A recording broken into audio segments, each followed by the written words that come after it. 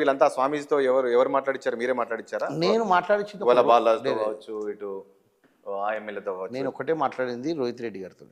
నేను ఇంకా రోహిత్ రెడ్డి గారు ఎవరితో మాట్లాడాలని నాకు ఐడియా లేదు. వాళ్ళ ఫ్రెండ్స్ అందరు వాళ్ళు. ఎందుకంటే గోల బాలాజీ కానివ్వండి, హర్షవర్ధన్ గారు కానివ్వండి, రేఖాకాంతరావు కానివ్వండి, వీళ్ళందరూ కాంగ్రెస్లో నుంచి ఈ బీఆర్ఎస్లోకి మర్జ్ అయ్యారు కదా. సో వాళ్ళు వాళ్ళ వాళ్ళ గ్రూప్ అనమాట అదంతా. సో నాకు వాళ్ళతో అంత పెద్ద పరిచయం లేదు, ఉంది పరిచయం కానీ అంత పెద్ద పరిచయం. కొనుగోలు జరిగిన విషయము, కొనుగోలు అని చెప్పేసి మీరు ఆ ఫామ్ హౌస్ లో మీరు కూడా ఉన్నారు కదా. అవును. ఆ రోజు పోలీసు పెద్ద డబ్బులు తీసుకెళ్లారు, కోట్ల రూపాయల డబ్బులు, బ్యాగులు అవన్నీ కూడా మనం చూపించాం కదా. అవునవును. అదంతా నిజమేనా? వాస్తవం ఎవరు చెప్పారండి అక్కడ దాంట్లో క్యాష్ ఉందని? ఆ బ్యాగులలో క్యాష్ ఉందని ఎవరు చెప్పారు? యాక్చువల్గా ఏముంది అంటే కమిషనర్ గారు చెప్పారా, ప్రెస్ వాళ్ళు చెప్పారా, ఎవరు చెప్పారు? బయట బాగా వేల కోట్ల రూపాయల బ్యాగులు ఉన్నాయని చెప్పేసి ప్రచారం. మీరేమంటారు? ఆ బ్యాగులు ఏముంది? ఆ బ్యాగులు పోలీసులు తీసుకెళ్లారు. నేను చెప్పాను 100 కోట్లు ఒక బ్యాగులో రావు, కనీసం 10 కోట్లు కూడా రావు ఒక బ్యాగులో. నేను కార్లో వెళ్ళా కదా, ఆ కార్లో స్వామీజీ ఎయిర్పోర్ట్ నుంచి వచ్చాడు, అతను తిరుపతి నుంచి లడ్డూలు తీసుకొచ్చాడు, అతను బట్టలు, దాంట్లో అతను దేవుని పెట్టుకుంటాడు, ఒక 2-3 బ్యాగులు ఉన్నాయన్నమాట. వాటిని వీళ్ళు ప్రెస్ మీడియా మిస్అండర్స్టాండ్ చేసుకొని అప్పుడు నిన్న ఆ రోజు ఉన్న దాంట్లో అట్లా ఫీల్ అయ్యారు.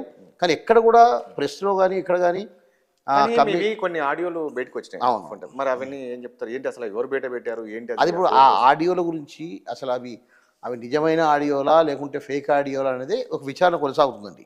ఓకే, ఫ్లోరెన్సిక్ ల్యాబ్ రిపోర్ట్ పంపించారు. అది ఒకవేళ ఒరిజినల్ అని అనుకుంటే, ఒకవేళ దాంట్లో ఒరిజినల్ అనుకున్నప్పుడు ఆ ఆడియోలు ఎలా వచ్చాయి అనేది నా క్వశ్చన్. ఒరిజినల్ అనుకోండి, ఆడియోలు ఎలా వచ్చాయి బయటికి? సరే, మీరు నమ్ముతున్నారా ఆడియోలు మీవే అని?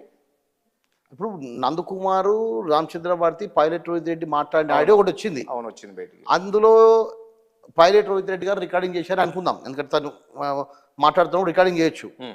కానీ నేనేమన్నానంటే, పైలట్ రోహిత్ రెడ్డి గారు కాకుండా నేను, సింహయాజీ గారు, నేను, రామచంద్ర భారతి గారు కూడా మాట్లాడినవి ఉన్నాయి. అవును.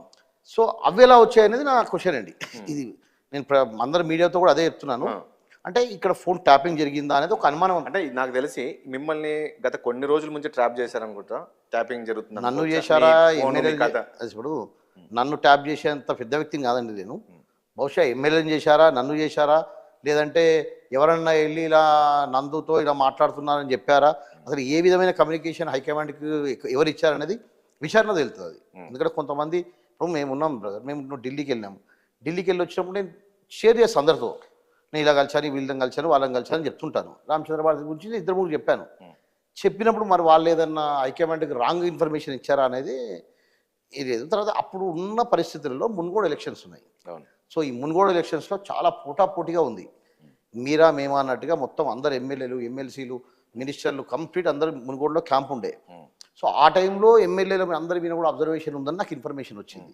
ఆ అబ్జర్వేషన్లో నలుగురు ఎమ్మెల్యేలు బీజేపీలోకి వెళ్ళాలని అనుకున్నారా? నిజమేనా? అది వాళ్ళని అడగారండి.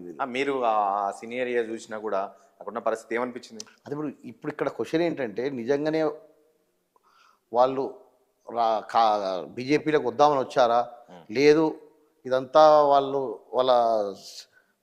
ఉన్నత హోదాలో ఉన్న వ్యక్తులు చేయించారా?